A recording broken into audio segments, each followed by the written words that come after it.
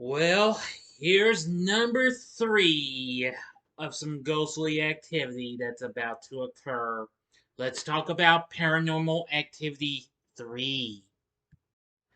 Big D's Entertainment Rankings and Reviews. So, greetings, my fellow YouTubers, and welcome to Big D's Entertainment Rankings and Reviews. My name is Dual, better known to as the Big D, and this time around I bring to you a review of the 2011 found footage supernatural horror flick Paranormal Activity 3, released by Paramount, directed by Henry Jost and Ariel Schulman. This is the third overall film, but chronologically the first installment. Well, in chronological form, but it's the third installment overall. Serving as a prequel, mostly set 18 years prior to the events of the first two films, was released in October of 2011. This was also Jost and Schulman's first film, as a matter of fact. And this did pretty well. Now, if you haven't seen my reviews of the first two films, I advise you to click on that card. That'll take you to the playlist so you can catch what you might have missed or see them again if you'd like. Well, after watching these, this just may be my favorite. But for now, let's get into the story. In 2005, Katie delivers a box of old videotapes to her pregnant sister Christy Ray and her husband Daniel, which holds footage of young Katie and Christy with their mother Julie and her boyfriend Dennis. A year later, Christy and Daniel's house is ransacked and the tapes are missing.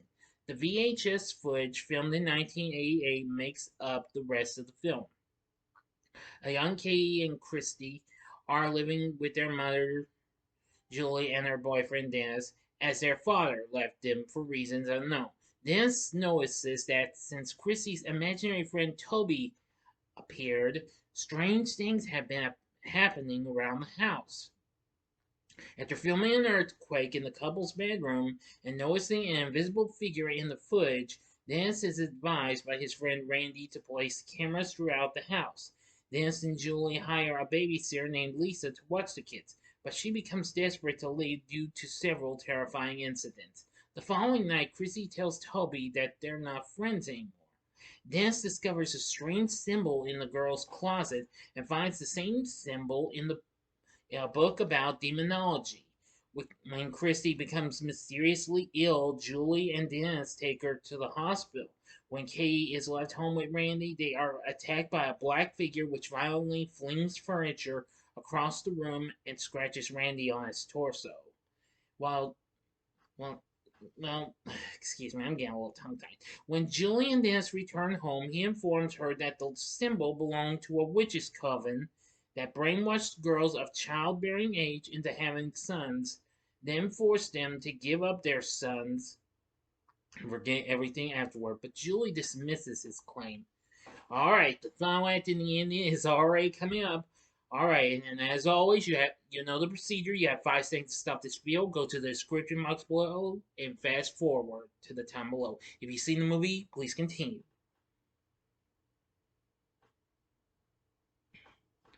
Okay, you've been warned. The demon harms Katie until Christy agrees to do what it asks. She asks her mother to take them to her grandmother Lois's house in Moore Park, California, and Julie agrees after encountering frightening activity herself. At 1 a.m. in Moore Park, Julie and Dennis are awoken by loud disturbances and Julie goes to investigate. When she fails to return, Dennis goes to look for her. He finds occult imagery on the walls, including the symbol for the girl's room, and discovers several women, including Lois, dressed in black. He flees back to the house with the women in pursuit and finds Julie's limp body levitating above the ground before it is thrown at Dennis. Dennis hides with Christy in a closet before walking into the kitchen where Dennis from a window sees the women circling around a bonfire outside. Katie and Lois in the same room as Julie's body kill Dennis. Lois then beckons to Christy and Kate and tells them to get ready. Before they head upstairs, Chrissy calls for Toby, and growling sounds are heard upstairs. That's that. Okay, so what did I think of Paranormal Activity 3? Well, I gotta say, I really thought it was really good. I liked how it was set in 1988. That was really good.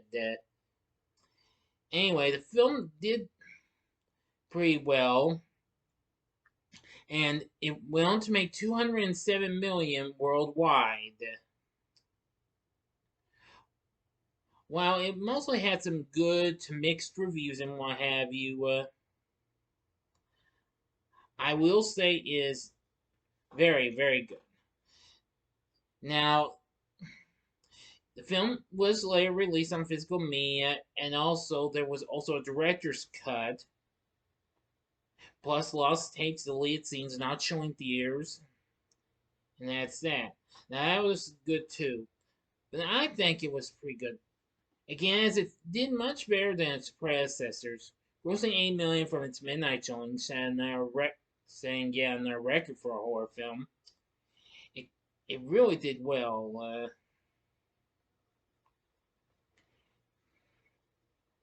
Hmm Yeah. So anyway, and of course, it's the highest grossing film in the Paranormal Activity franchise to this day. Yes, you heard me correctly. A good 207 million. Really good. Again, I like the saying and what have you. I thought it was really good. Now, our cast performances, we have Chris Smith as Dennis and Lauren Bidner as Julie. They were both good.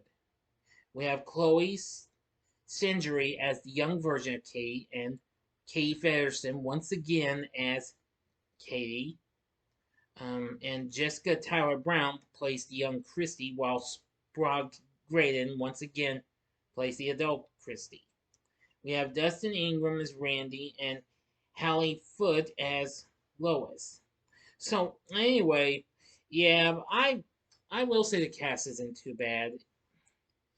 Again, I liked how it was standing in the 80s, and I think this was just really, really something.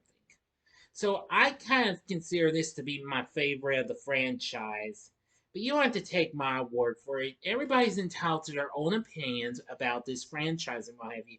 Sure, Paranormal Activity is pretty overrated when it first started. But even so, I do have a mixed like on most of these films, even though I still have yet to see the previous film, Next of Kin, which I will be reviewing later on next week. Be on the lookout for that. But anyway, I have to give Paranormal Activity 3 some credit, and I think it was pretty good. It did have some pretty shocking moments, so that's about it. So overall, would I recommend Paranormal Activity 3? I'd say, sure, go ahead. Try it. And if you're not satisfied, then well, then I can't say I didn't try. But I say, but on the other hand, maybe a one-time watch if you are a hardcore completionist. And that's that. That's all I'm gonna tell you. So anyway, Paranormal Activity 3, it's pretty creepy in some parts, and I'd say it's probably my favorite. Sorry, don't mind that sound. So, what are your thoughts on Paranormal Activity 3? Please tell me in the comments section below. If you like this video, click the like button, subscribe, and be a part of the Big D Nation. And join me next time when I bring to you a review of Paranormal Activity 4. So thanks for watching, and if you like this, consider checking out some of these other shocking flicks and what have you that are really frightfully shocking. In the upper left-hand corner is my review of the classic film The Exorcist.